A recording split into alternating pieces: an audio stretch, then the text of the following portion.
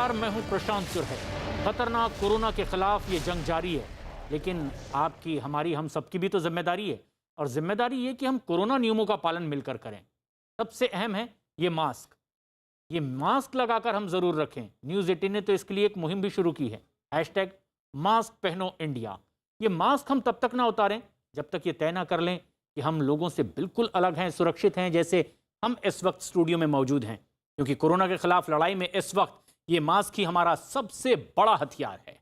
और एक बड़ी खबर भी इस वक्त की, बीजेपी ने आर्टिकल 370 पर कांग्रेस नेता दिग्विजय सिंह के एक ऑडियो पर जवाब दिया है। बीजेपी नेता संबित पात्रा ने दिग्विजय सिंह के बयान का जवाब दिया। साथ ही साथ उन्होंने कांग्रेस को पाकिस्तान के साथ बताया है। संबित पात्रा ने दिग्विजय सिंह के ऑडियो के बहाने सीधे राहुल गांधी और सोनिया गांधी से जवाब मांगा है। टीवी चैनलों पे एक महत्वपूर्ण विषय चल रहा है, क्लब हाउस। जिस क्लब हाउस में दिग्विजय सिंह, जो कांग्रेस पार्टी के दिग्गज नेता है, वो किस प्रकार से बाहर भारत के खिलाफ जहर उगल रहे हैं और किस प्रकार पाकिस्तान के साथ हाँ में हाँ मिला रहे हैं, वो हम सब ने आज टीवी चैनलों के माध्यम से सुबह से देखा हुआ है। कोई नई बात नहीं है। ये वही दिग्विजय सिंह है जिन्होंने पुलवामा हमले को एक दुर्घटना मात्र बता दिया था। आतंकवादी घटना बताने से भी वो कतरा रहे थे।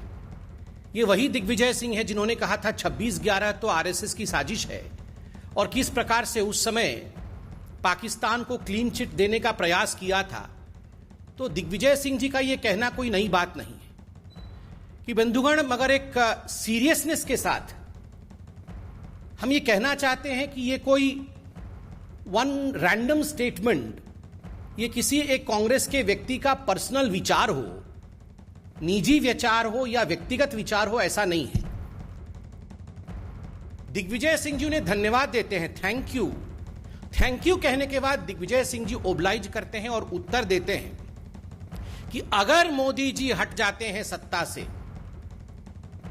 तो जो कश्मीर पॉलिसी होगी उसके अंतर्गत कांग्रेस की जो सरकार आएगी वो आर्टिकल 370 को फिर से रिवोक कर देगी, अर्थात आर्टिकल 370 को, 370 को जम्मू कश्मीर में पुनः स्थापित करेगी। आप सोचिए जरा, ये दो चीजें दर्शाता है।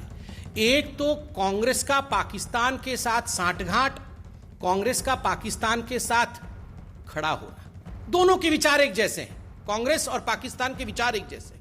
और दूसरा, आज कश्मीर में जिस प्रकार की शांति का वातावरण है, वहां जिस प्रकार से महिलाओं के अधिकार को लेकर कश्मीर आगे बढ़ा है, बच्चों की शिक्षा का अधिकार आगे बढ़ा है, ऐसे कई 100 हिंदुस्तान के लॉ है, कानून है, जो हिंदुस्तान में लागू होते थे और जम्मू कश्मीर में लागू नहीं होते थे, आज वो वहां लागू हो रहे हैं। वहां के लोगों का जीवन सुचारू रूप से आगे बढ़ रहा है।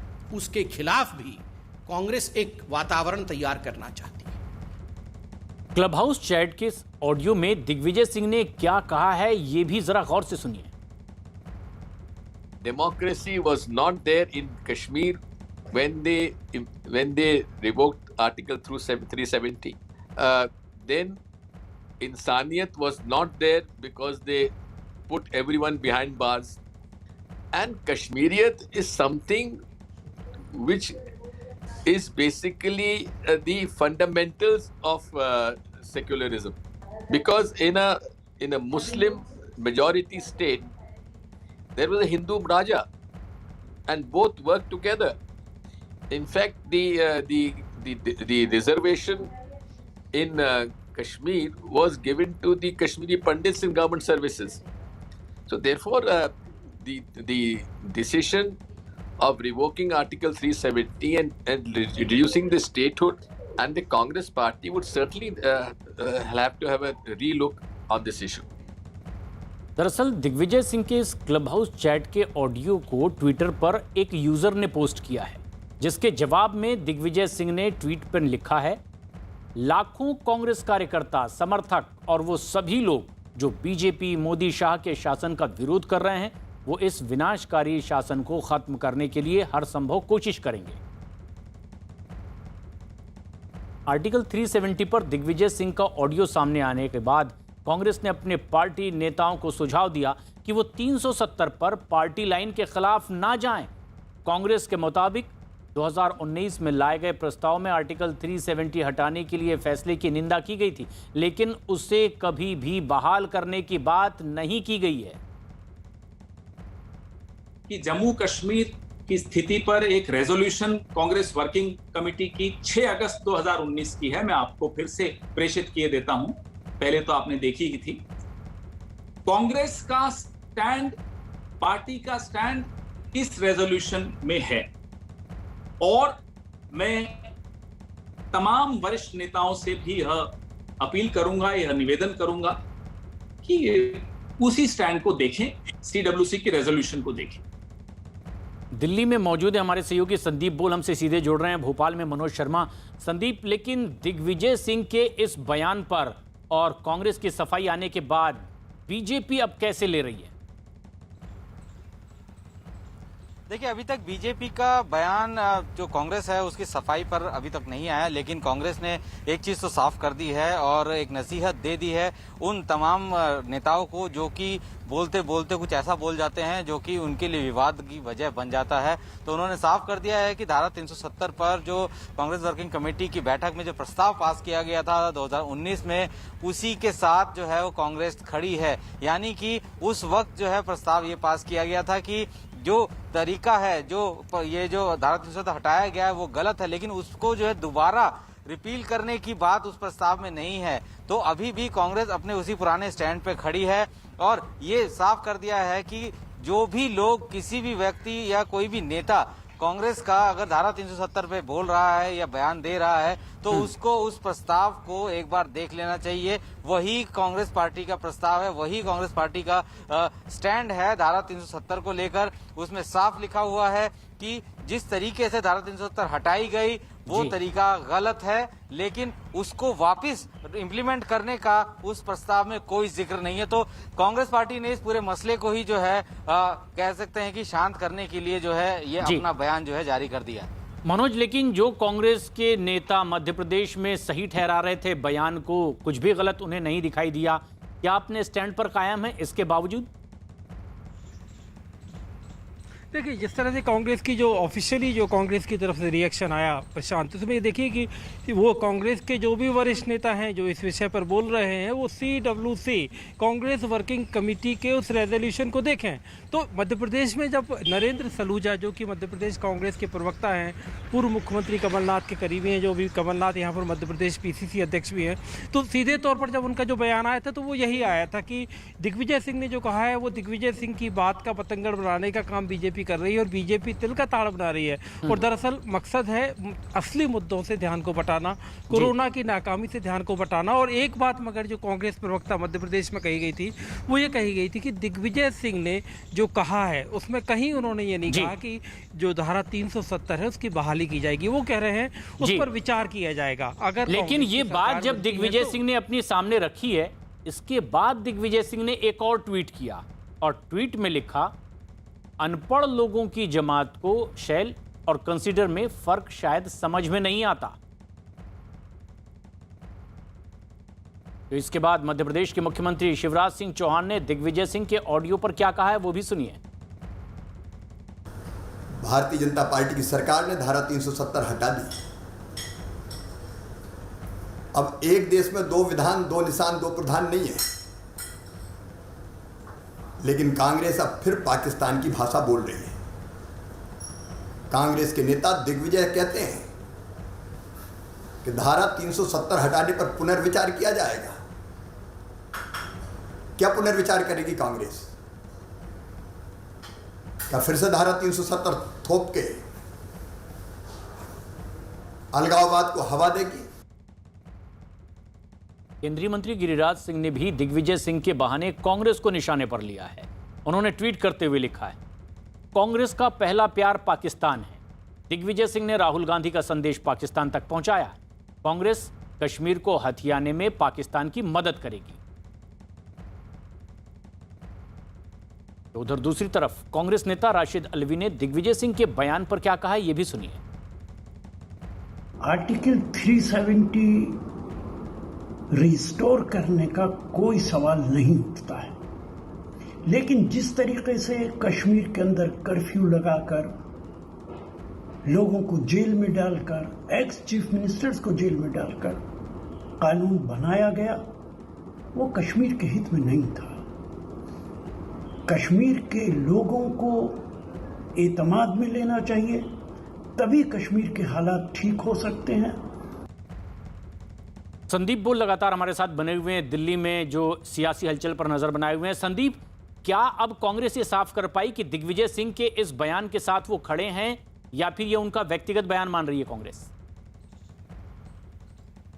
देखिए, कांग्रेस की तरफ से दिग्विजय सिंह के बयान के साथ नहीं खड़ी है, क्योंकि उन्होंने अपना जो 2019 का जो रेजोल्यूशन है उसका जिक्र किया, उसको बताया, लेकिन उन्होंने ये नहीं बताया, ये नहीं कहा कि दिग्विजय सिंह का बयान जो है वो गलत है या उस बयान पर टिप्पणी नहीं की। बस उन्होंने ये जरूर कह दिया है कि जो भी सीनियर लीडरशिप है वो इस बात को ध्यान रखें, किसी भी वक्त अगर 370 पर कोई बोल रहा है तो रेजोल्यूशन, CWC के रेजोल्यूशन में जो कांग्रेस का एक प्रस्ताव था उसमें जो बातें कही गई थी वही कांग्रेस का पक्ष है। तो एक तरीके से दिग्विजय सिंह के बयान पर सीधा नहीं बोला गया है, उनको कमेंट करके उनका सवाल जरूर लिया गया था, लेकिन उन्होंने एक सुझाव देने के तौर पर ही जो है कांग्रेस की तरफ से बात कही गई है। तो इससे बात साफ हो रही है कि दिग्विजय सिंह वाले इस विवाद पर कांग्रेस ज्यादा कुछ बोलना नहीं चाहती है, उनके नाम पर ज्यादा कुछ बोलना नहीं चाहती है। उन्होंने सिर्फ अपना एक प्रस्ताव है उसी को जो है मैसेज के तौर पर सबको भेज दिया है कि अब कोई, यानी दिग्विजय के बयान पर कांग्रेस ने बहुत साफ राय भी अपने सामने नहीं रखी। लेकिन मनोज, दूरगामी परिणाम किस तरह के देख रही है कांग्रेस? देखिए, दिग्विजय सिंह अक्सर अपने बयानों की वजह से प्रशांत चर्चा में रहते हैं। उनके कई जो बयान हैं विवादों में भी रहते हैं, और इसी यही एक वजह होती है कि मध्य प्रदेश में जब भी दिग्विजय सिंह के बयान कोई होते हैं तो उसको, जैसे हम कहें कि बहुत अक्सर हमने नहीं देखा कि उस बयान पर कमलनाथ भी साथ में खड़े हों, पूर्व मुख्यमंत्री भी उस बयान को आगे लेके जा रहे हों, ऐसा कभी होता नहीं है। और जैसे इसी मामले में आप देखिए कि अगर दिग्विजय सिंह ने यह बयान दिया तो इस मामले में कोई भी कांग्रेस का बड़ा नेता उनके साथ खड़ा नजर नहीं आया, जबकि सबकी मतलब जब आप उनसे अकेले में बात करते हैं तो अनऑफिशियली सब उस विषय पे बात करेंगे। लेकिन धारा 370 एक ऐसा मुद्दा है प्रशांत, जिस पे कांग्रेस का कोई नेता कुछ बोलना, और अभी तक कांग्रेस के तमाम नेताओं की कुछ ऐसी ही राय सामने आई। केंद्रीय मंत्री जितेंद्र सिंह ने दिग्विजय सिंह के ऑडियो के बहाने पूरे कांग्रेस को निशाने पर लिया है। उन्होंने ट्वीट किया है और लिखा है, ये हूबहू कांग्रेस पार्टी की ही वो मानसिकता है जिसने कश्मीर में अलगाववाद के बीज बोए हैं और घाटी में पाकिस्तान के मंसूबों को बढ़ावा दिया है। दिग्विजय सिंह की क्लब हाउस चैट पर एनसीपी नेता माजिद मेमन का भी बयान सामने आया। दिग्विजय सिंह ने एक पाकिस्तान के पत्रकार से वार्ता के दरमियान कुछ कानूनों के संदर्भ में कुछ बातें कही जिस पर विवाद खड़ा हो गया है, और ये कहा जाता है कि उन्होंने जो बयान दिया है या जो बातें की हैं वो भारत के ख़िलाफ़ है और पाकिस्तान के हक़ में है। मैंने उनकी बातें सुनी और मुझे लगता है कि दिग्विजय सिंह ने चूँकि एक पाकिस्तानी पत्रकार से बात की है, इसलिए इसको गलत तरीके से पाकिस्तान के साथ जोड़ा जा रहा है। 370 हटी तो पाकिस्तान के प्रधानमंत्री इमरान खान को तकलीफ हुई, इमरान खान ने विरोध प्रदर्शन किए, और आज इमरान खान के नक्शे कदम पर चलते हुए कांग्रेस के नेता दिग्विजय सिंह ये बयान दे कि कांग्रेस आएगी तो धारा 370 वापस लाएगी। ये दिग्विजय सिंह के, राहुल गांधी के और श्रीमती सोनिया गांधी के जो मुंगेरी लाल के हसीन सपने हैं ये कभी पूरे नहीं होंगे। ये केवल दिग्विजय सिंह का बयान नहीं है, ये कांग्रेस पार्टी, ये राहुल गांधी और श्रीमती सोनिया गांधी की पटकथा है। दिग्विजय सिंह के बयान पर फारूक अब्दुल्ला ने क्या कहा, यह भी गौर से सुनिए। This state did not merge. It joined the Union of India on certain terms, and one of the terms was Article 370. And there are two already Supreme Court verdicts on this. उधर दूसरी तरफ BJP नेता सुधांशु त्रिवेदी ने tweet किया है। Tweet करते हुए लिखा, बंदूक के दम पर आज़ादी के नारों में लोकतंत्र था, सुरक्षा बलों की हत्या के जश्न में इंसानियत थी, कश्मीरियत के प्राचीनतम प्रतीक अमरनाथ यात्रा पर आतंकी हमले कश्मीरियत थी। मुस्लिम बाहुल्य पर मुस्लिम अल्पसंख्यक थे। इस सोच ने कांग्रेस को दिग्पराजय तक पहुंचा दिया, पर दिल है कि मानता नहीं। दिग्विजय सिंह के बेटे और कांग्रेस नेता जयवर्धन सिंह ने भी ट्वीट किया है। लिखा है, अगले साल अगला जो चुनाव होगा वो 370 पर नहीं बल्कि बढ़ती हुई महंगाई, बेरोजगारी और कोरोना के कारण देश में जो तबाही हुई उन मुद्दों पर लड़ा जाएगा। छत्तीसगढ़ के पूर्व मुख्यमंत्री डॉक्टर रमन सिंह ने भी दिग्विजय सिंह को जवाब दिया है। दिग्विजय सिंह को मालूम है सरकार बननी नहीं है और दिग्विजय सिंह ऐसी घोषणा करते हैं जो संभव होता नहीं उनसे। कांग्रेस की स्थिति पूरे हिंदुस्तान में कहां पहुंच गई। अपने आप को लोकसभा के अंदर उनकी उपस्थिति देखिए कि विरोधी पक्ष का भी दायित्व से मुक्त हो गए। पूरे हिंदुस्तान में चारों तरफ पराजय हो रही है। 370 हटाने की बात तो छोड़िए, पहले तो राज्य सरकारों को बचा के चले। दिग्विजय सिंह और कांग्रेस ये जवाब दे कि वो पाकिस्तान से मिलकर क्या षड्यंत्र रच रहे हैं। मैं दिग्विजय सिंह को ये स्पष्ट कर देना चाहता हूँ, जो 72 सालों में जम्मू कश्मीर के लोगों ने, हमारे सैनिकों ने, सुरक्षा बल के लोगों ने, जम्मू कश्मीर के पुलिस ने जो कुर्बानियाँ दी हैं वो व्यर्थ नहीं जाएंगी। कांग्रेस ने तो हमेशा देश को बेचा है। उधर दूसरी तरफ कांग्रेस नेता आचार्य प्रमोद कृष्णम का दिग्विजय सिंह के बयान पर क्या कहना है, ये भी सुनाते हैं। एक तो भारतीय जनता पार्टी और केंद्र की सरकार कांग्रेस को देशभक्ति का पाठ ना सिखाए, पहली बात। दूसरी बात, ये वही कांग्रेस है जिसकी लीडर इंदिरा गांधी ने पाकिस्तान के 2 टुकड़े किए थे। तीसरी बात, ये वही कांग्रेस पार्टी है जिसने देश की एकता के लिए इंदिरा गांधी का बलिदान हुआ, राजीव गांधी का बलिदान हुआ। चौथी बात जो है, अगर आप ये कहते हैं दिग्विजय सिंह जी ने कुछ ऐसा कहा है कि 370 के विषय में, तो वो उनकी अपनी सोच हो सकती है। उस बयान को पूरा का पूरा देखने के बाद ही मैं प्रतिक्रिया दूंगा। लेकिन जहां तक मेरा सवाल है, मैं ऐसा मानता हूं कि 370 अब हट चुकी है, इस पर पुनर्विचार करने की कोई जरूरत नहीं है। ये बात जब 370 को हटाने की बात हुई थी, 370 को पार्लियामेंट में हटाने का प्रस्ताव रखा गया था, तो कांग्रेस में 2 राय थी। एक राय थी कि 370 हटाई जाए, दूसरी राय थी कि 370 का हटाया जाना ठीक नहीं है। लेकिन कांग्रेस पार्टी का जो स्टैंड है वो देश की जनता के साथ है, और देश की जनता की जो भावनाएं हैं वो अब 370 को पुनः लागू करने के पक्ष में नहीं है। भारतीय जनता पार्टी तो ये सिद्ध करना चाहती है कि कांग्रेस पार्टी हिंदुस्तान के भी खिलाफ है और हिंदुओं के भी खिलाफ है। कांग्रेस पार्टी हिंदू विरोधी है और हिंदुस्तान विरोधी है, ये उसका मेन एजेंडा है।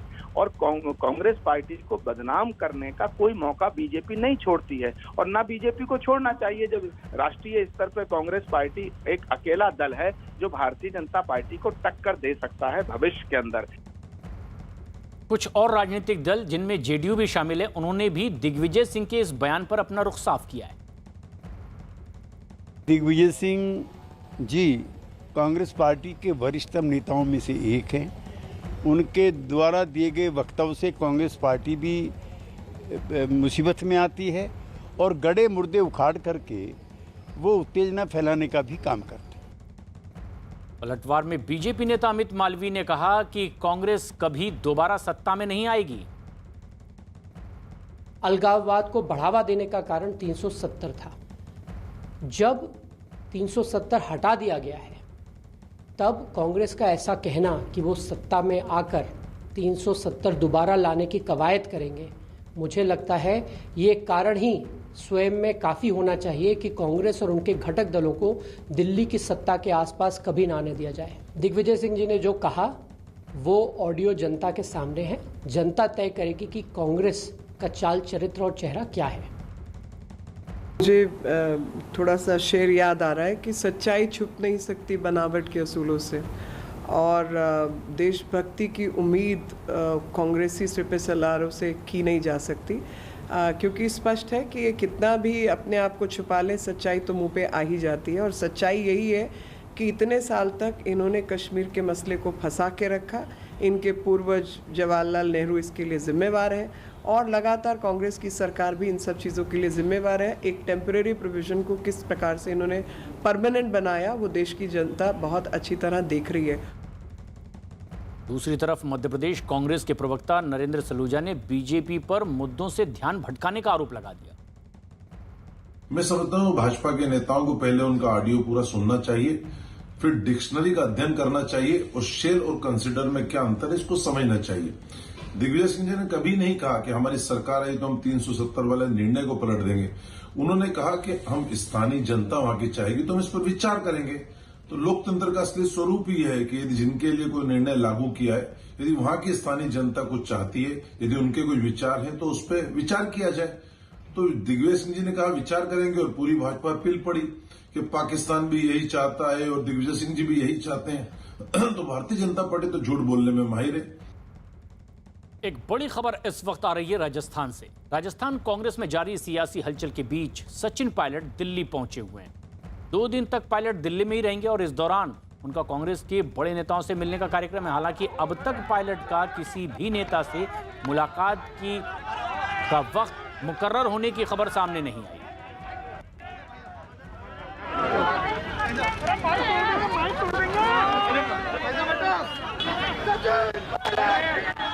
कांग्रेस में जारी इस हलचल पर कांग्रेस नेता वेद प्रकाश सोलंकी का एक बड़ा बयान सामने आया।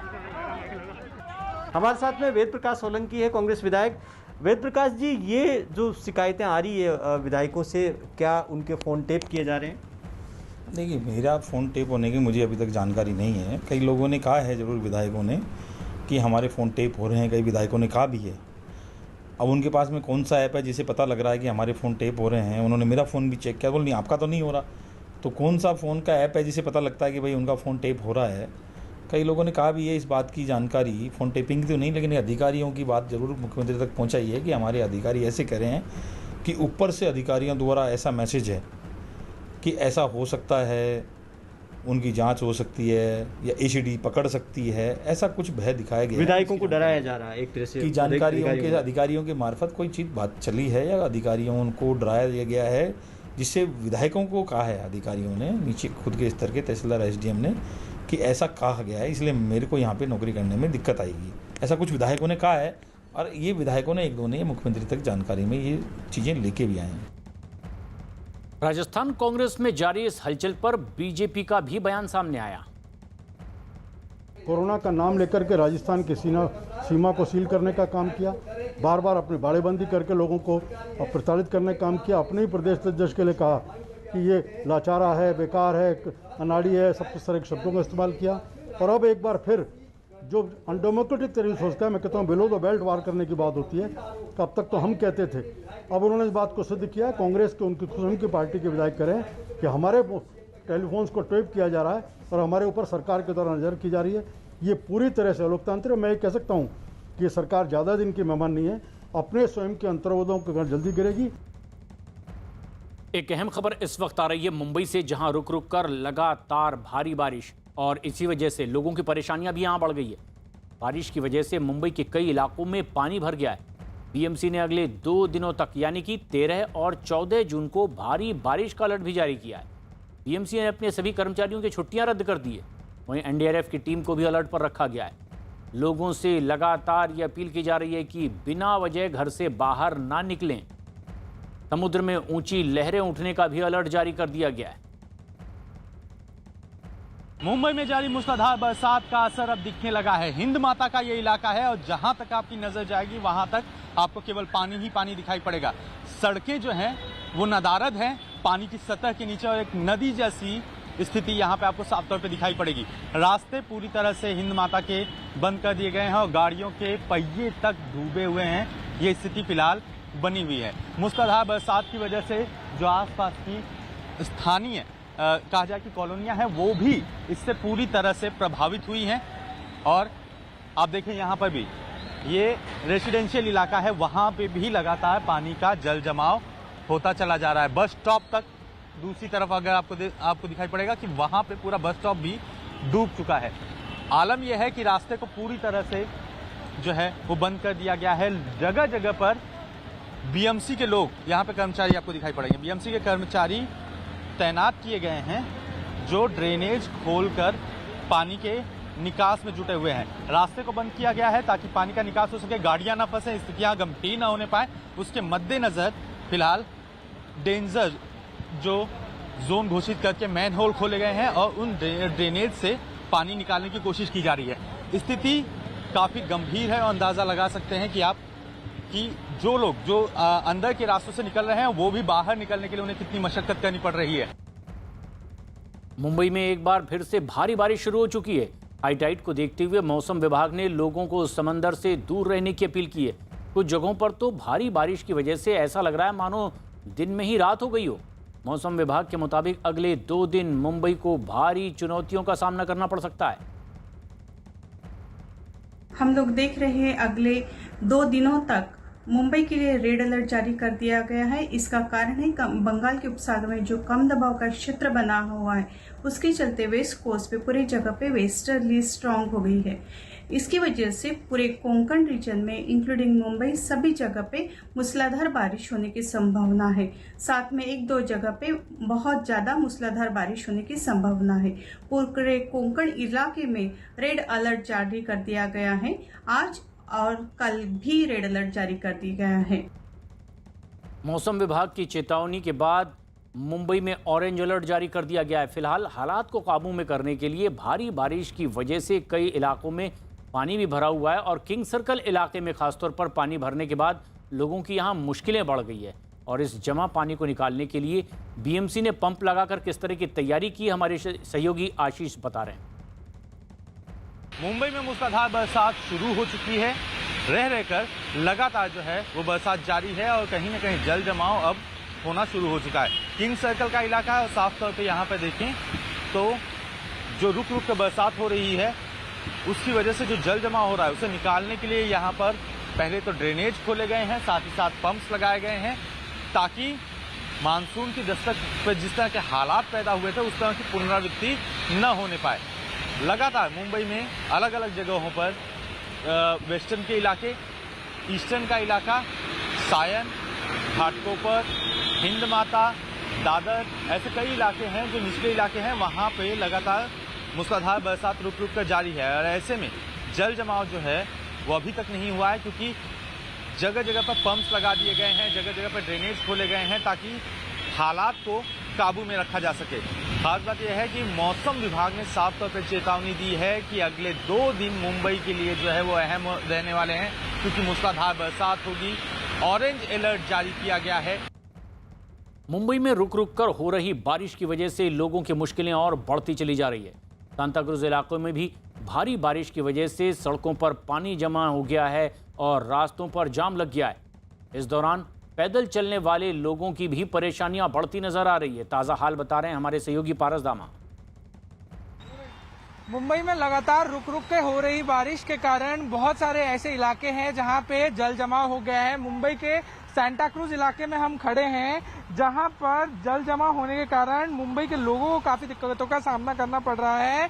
लगातार सुबह से रुक रुक कर बारिश जो है वो हो रही है, मूसलाधार बारिश हो रही है। वहीं मौसम विभाग पहले ही कह चुका है कि आने वाले 2 दिन मुंबई में भारी बारिश हो सकती है। भारी बारिश के कारण ये जो आप ट्रैफिक देख रहे हैं वो कम से कम आधे पौने घंटे का ट्रैफिक है और यहाँ पे जो रास्ते हैं वो पूरी तरीके से पानी में डूबे हुए दिख रहे हैं। यहाँ बीएमसी के कर्मचारी भी पहुंचे हैं जो इस पानी को निकालने के लिए पूरी मशक्कत कर रहे हैं। जो ड्रेनेज सिस्टम्स हैं वो खोल दिए गए हैं, पानी को निकालने की पूरी कोशिश की जा रही है। वहीं जल जमाव होने के कारण ट्रैफिक जो है वो काफी लंबा लग चुका है। आने वाले 48 घंटे शनिवार और रविवार को मौसम विभाग ने चेतावनी दी है कि पूरी तरीके से रेड अलर्ट घोषित कर दिया गया है कि बहुत ज्यादा बारिश हो सकती है। वहीं जल जमाव की स्थिति मुंबई में ऐसे कई इलाके हैं जहां पे बनती जा रही है। ये सांताक्रूज का इलाका है जहां पे हम खड़े हैं और जल जमाव जो है वो बढ़ता जा रहा है। बारिश रुकने का नाम नहीं ले रही है, रुक रुक के हो जरूर रही है मगर ताबड़तोड़ बारिश हो रही है, मूसलाधार बारिश हो रही है। और आने वाले 48 घंटे मुंबई के लिए बड़े क्रूशल होने वाले हैं जहां रेड अलर्ट जारी किया गया है मौसम विभाग द्वारा और भारी बारिश की आशंकाएं जताई जा रही हैं। मुंबई में बीती रात से ही रुक रुक कर लगातार बारिश हो रही है और इसी वजह से कई इलाकों में पानी भी भर गया है। अंधेरी इलाके में सबवे में भारी बारिश की वजह से पानी भर गया और इसके बाद सबवे को बंद करना पड़ा है। अंधेरी इलाके से जो तस्वीरें सामने आ रही है उसमें पूरी सड़क तालाब में तब्दील नजर आती है। भारी बारिश की वजह से लोगों की परेशानियां भी इस इलाके में बढ़ी हुई है। सुबह काम पर जाने वाले लोगों की मुश्किलें ज़्यादा बढ़ी दिखाई दी। वहीं प्रशासन की तरफ से तुरंत पानी की निकासी का काम भी शुरू हुआ ताकि लोगों को मुश्किलों से कुछ हद तक निजात दिलाई जा सके।